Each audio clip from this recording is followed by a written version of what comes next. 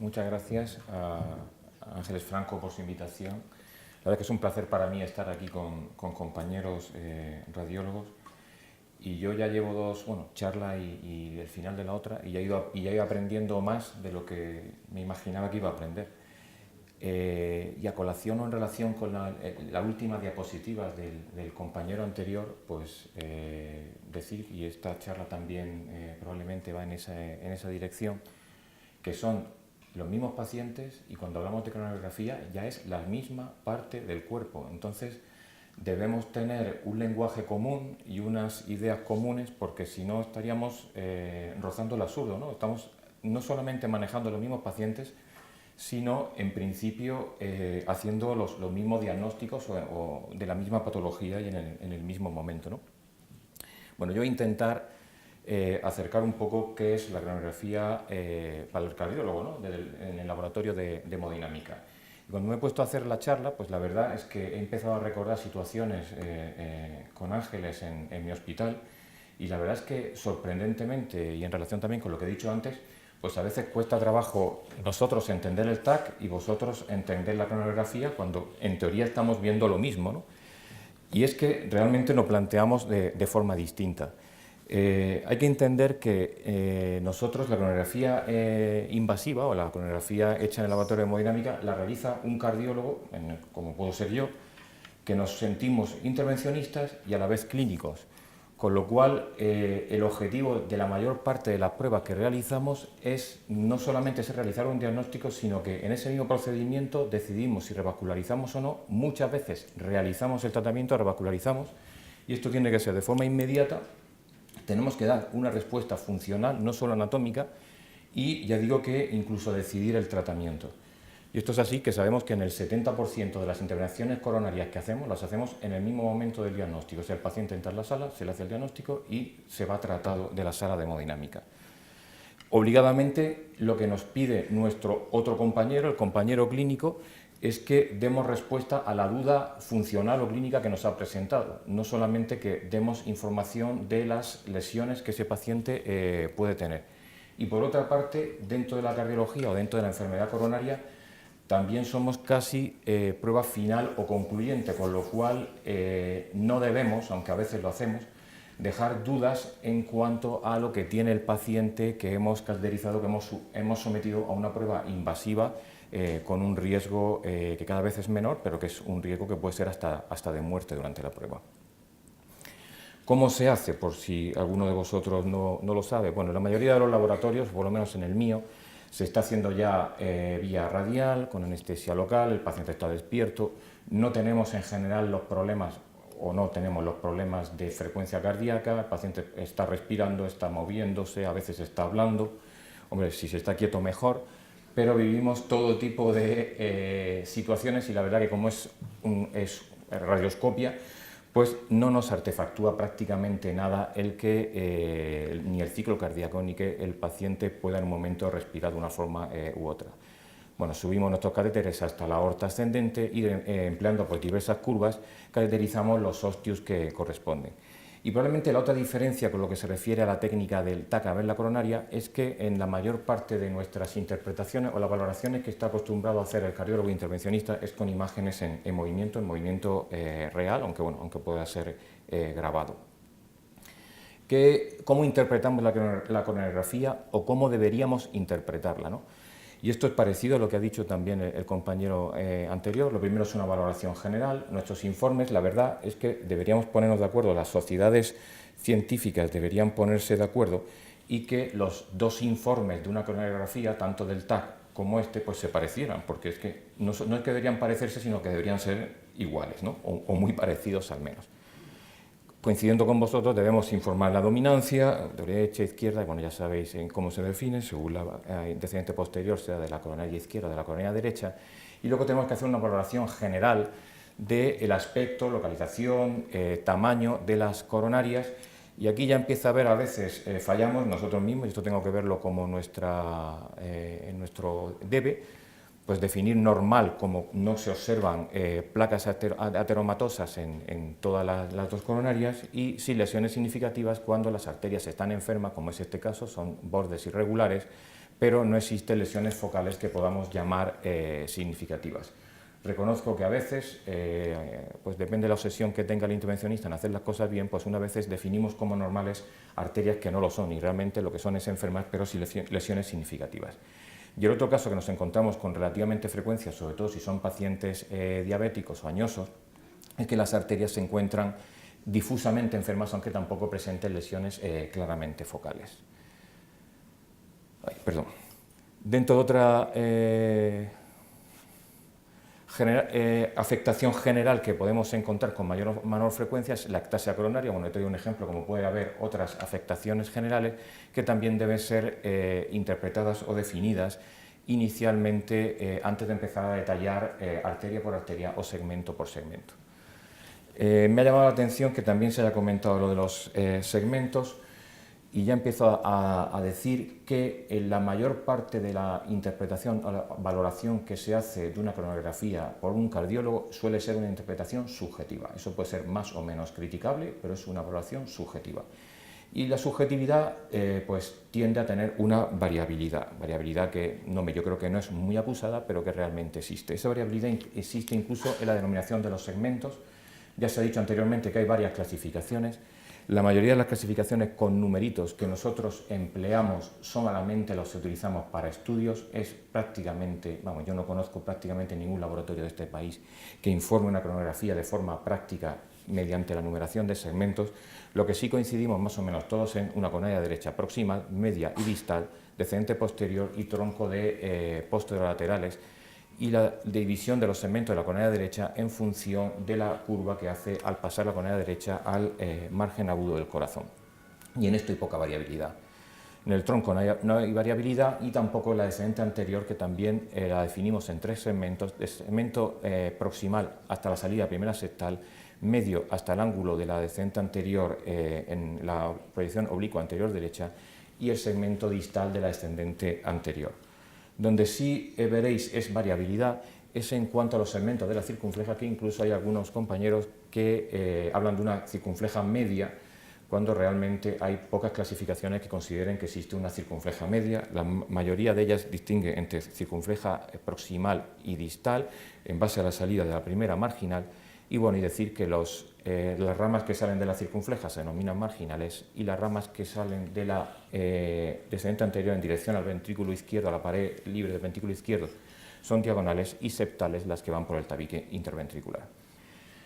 ¿Cuál es el punto princes en la interpretación de una coronografía, o cuál ha sido el punto princes? Y esto debo deciros que desde la cardiología o desde la hemodinámica ha sido relativamente debatido últimamente, y ahora diré por qué.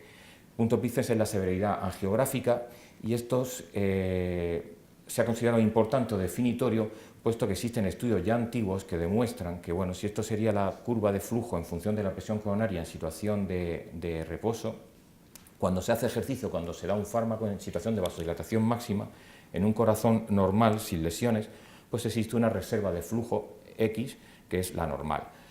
Existieron estudios antiguos que demostraron que en función de la estenosis que presentara el paciente, esa reserva de flujo estaba disminuida, de forma que existía una correlación más o menos directa, que se pensó en su momento que podía ser incluso directa, entre el grado de estenosis y el déficit de flujo que tenía esa arteria coronaria.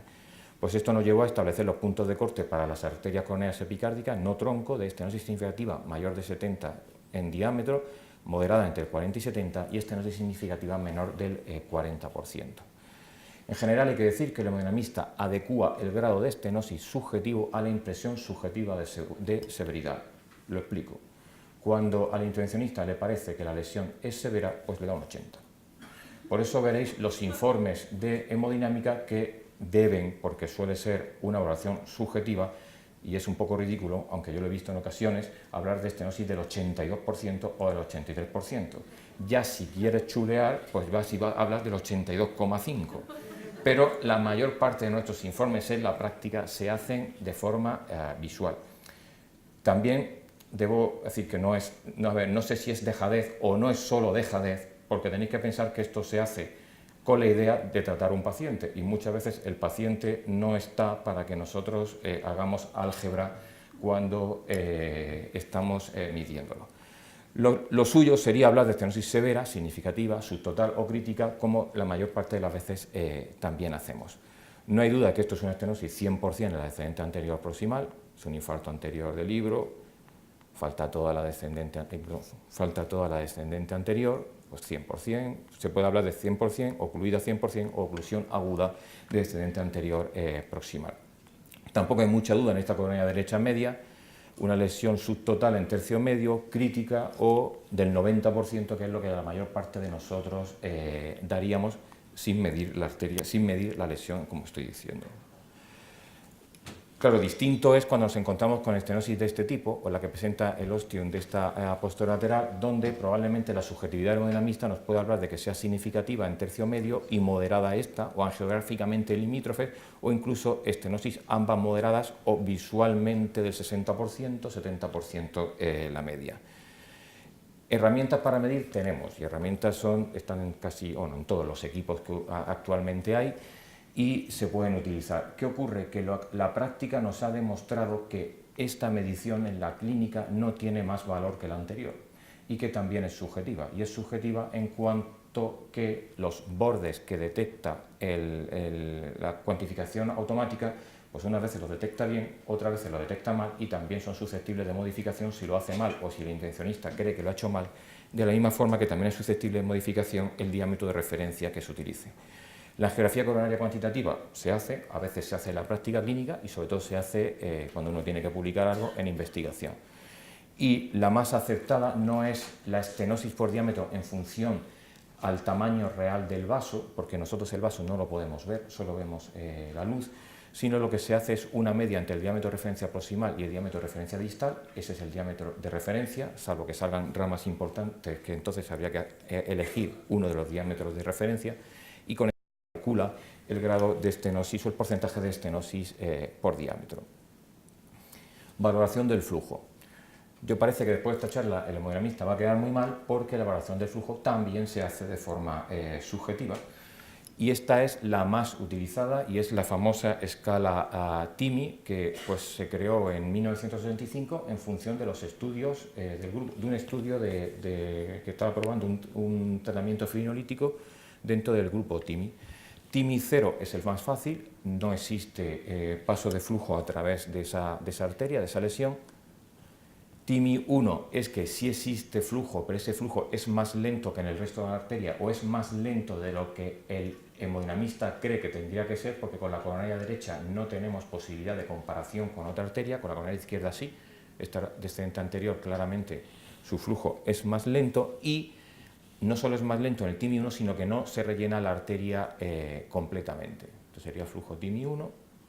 TIMI 2, parecido al anterior, flujo lento, la descendente anterior en este caso, pero que sí se rellena la arteria en su totalidad, en comparación con la circunfleja, que cuando todavía se está rellenando la descendente anterior, la circunfleja ya está llena hace tiempo, y flujo TIMI 3 sería el flujo normal.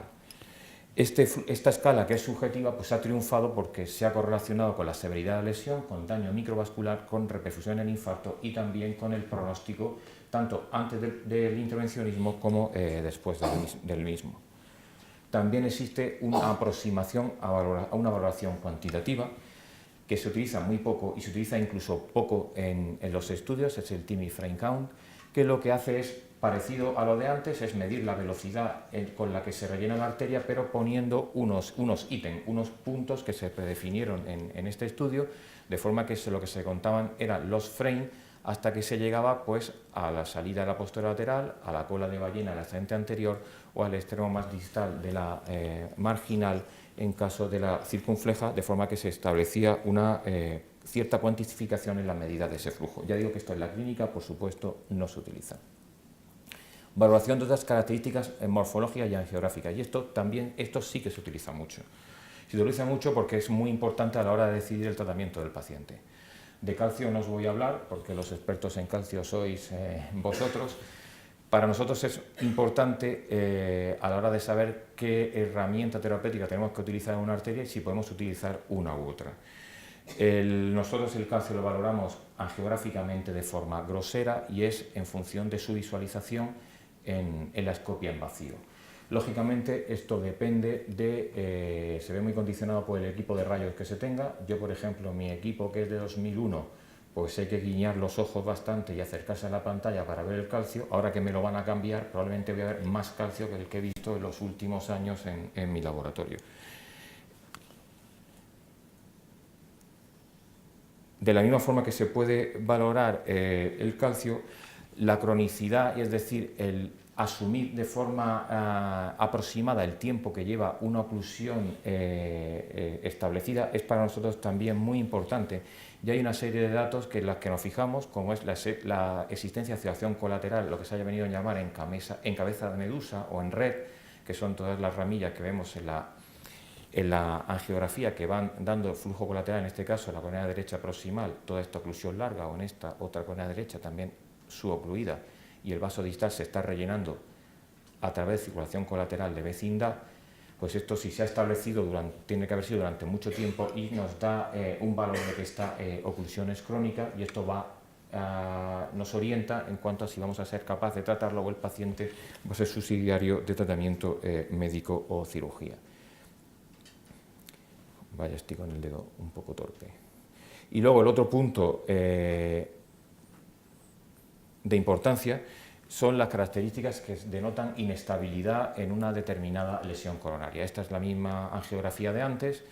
Esto en el seno de un infarto, una imagen radiolúcida, pues que parece que se está rellenando un poquito y que incluso puede quedar impregnado de contraste, es la imagen patognomónica de trombo, que ya si lo sacas, pues entonces ya lo tienes claro que esto que había aquí era un trombo. Esta otra imagen es también claramente un trombo. Nosotros tenemos el diagnóstico diferencial llamativo, o sea, desgraciadamente en pacientes no como estos, que son síndrome coronario agudo, que pueden ser más estables, del trombo con el calcio, que es lo contrario, sobre todo lo contrario desde el punto de vista terapéutico, y a veces nos obliga a emplear técnicas, que ahora mostraré algunas, para llegar a ese diagnóstico diferencial. Pero bueno, el trombo lo vemos como esa imagen radiolúcida, a veces móvil, irregular, otra vez redondeada. De hecho, si se aprecia, se puede ver que aquí se mueve algo la imagen. Pero también tenemos otros signos que nos pueden orientar acerca de la inestabilidad de la placa, como es la existencia de úlceras o indentaciones que pueden estar en relación con disecciones espontáneas o ulceraciones dentro de una placa que es inestable y que por eso ha llevado al paciente a la sala hemodinámica, o en este caso, que también puede corresponder con un trombo. ¿Qué ocurre? Que nosotros en cardiología, la angiografía, aunque sigue siendo nuestra herramienta de trabajo en el laboratorio de hemodinámica, pues es últimamente el objetivo de nuestras críticas, y a medida que han ido saliendo herramientas de diagnóstico invasivo, pues hemos ido asumiendo que tiene serias limitaciones. Para el caso de antes, por ejemplo, de esta imagen pues como una úlcera, pues la ecografía intracoronaria en este caso pues nos permitió ver que era una disección, un despegamiento de la pared arterial, y estas son herramientas que tenemos en el laboratorio de hemodinámica y que se utilizan en el día a día. Esta otra imagen pues es un trombo visto en ecografía intracoronaria, o en tomografía de coherencia óptica también trombo. Esa imagen y esa. El caso anterior de la úlcera, pues esto es una placa de ateroma, la tomografía de coherencia óptica, con un cráter que en un paciente que había elevado troponinas y que tenía un síndrome coronario agudo, pues nos hizo pensar que aunque la estenosis no era excesivamente importante, sí significativa, pues es lo que había causado la clínica del paciente. Probablemente esta placa se había roto, había liberado material, que es lo que había creado el síndrome coronario agudo. Podemos jugar más, ahora mismo también la industria nos está haciendo estas imágenes tan bonitas intracoronarias, aunque debo decir que aunque son muy espectaculares, la aplicabilidad clínica hoy en día pues de momento no es tanta, ¿no? Valoración funcional. Comenté anteriormente que a nosotros lo que nos pide el cardiólogo, y nos pedimos nosotros mismos, no es si existe una estenosis o dos, sino si realmente esa estenosis hay que tratarla en ese momento o hay que tratarla después mediante otra técnica. Y lo que hemos aprendido recientemente, pero ya de hace unos años, es que nuestra manía de tratar a los pacientes únicamente por el grado de estenosis pues es errónea. Y es errónea porque para un mismo grado de estenosis angiográfica, pues depende de que existan colaterales, de que existan zonas necrosadas, de que exista daño microvascular, de que la lesión con el mismo grado de estenosis tenga una mayor o menor longitud, o que existan varias lesiones poco estenóticas pero consecutivas, pues realmente pueden tener la misma repercusión funcional para un paciente o distinta en función de que sean una de estas características que no tienen tanta relación o no tienen relación con el grado de estenosis. Y eso nos está obligando, cuando las estenosis no son críticas, cada vez más a usar pues, índices como también existen no invasivos de reserva fraccional de flujo, que en el propio laboratorio de hemodinámica nos tienen que hacer salir de la duda de si la estenosis que estamos viendo morfológicamente importante o morfológicamente dudosa realmente es funcionalmente importante. Una guía de presión es una guía intracoronaria conectada a una consola de presión que lo que hacemos es pasarla a través del catéter, llevarla distal a la estenosis o al segmento que podamos encontrar estenosado, y lo que nos da es un gradiente, o sea, empleamos un fármaco vasodilatador, generalmente adenosina, aunque ahora estamos empezando a utilizar regadenoson, y nos da un gradiente entre las dos curvas de presión, entre las dos presiones medias, que eso sabemos que es la reserva fraccional de flujo, que pues tiene un punto de corte que en este caso por debajo de 0,80 en este paciente tendríamos una lesión angiográficamente moderada, pero funcionalmente significativa. ¿Cuánto estamos usando estos dispositivos para salir de dudas? Pues está dependiendo de los laboratorios de hemodinámica y de la confianza / orgullo que pueda tener el intervencionista.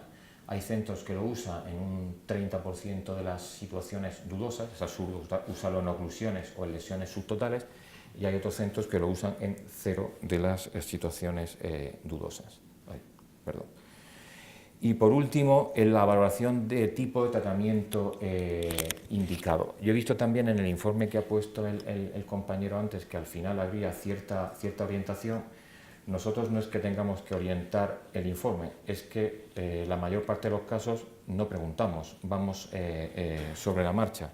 De ahí la importancia de las decisiones que tomamos. Ya he dicho que en un 70% de los casos el paciente sale tratado de la sala, y nosotros tenemos que tomar decisiones en función de la clínica del paciente, el tipo de afectación coronaria, la opinión del hemodinamista, o sea, la opinión del clínico y la opinión del paciente, si es posible contar con ella.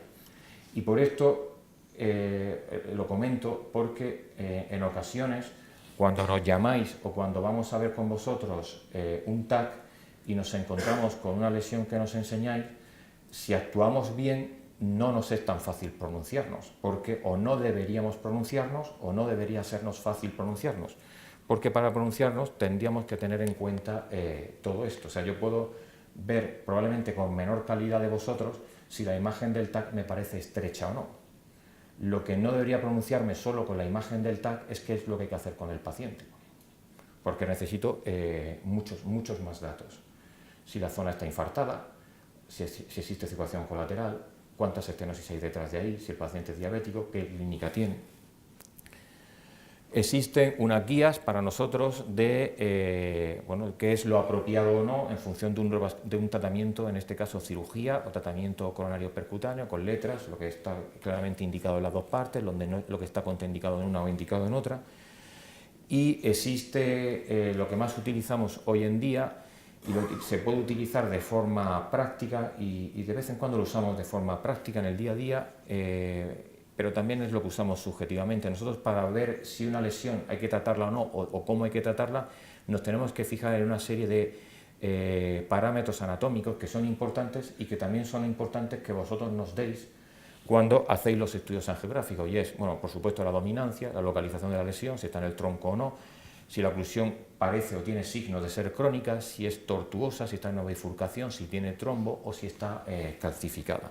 Con todo esto existe un score que se llama SINTA, se lo digo por si nosotros también tenemos nuestras letras y nuestros números, una clasificación que pues establece un puntaje de forma que, pues bueno, cuando el SINTAS es bajo se sabe que es lo mismo o mejor, es lo mismo hacer cirugía que intervención percutánea que hacer angioplastia, con lo cual la mayor parte de las veces se hace angioplastia. Cuando es intermedio, pues puede ser dudoso, y cuando es muy alto parece claro que lo mejor es hacer cirugía.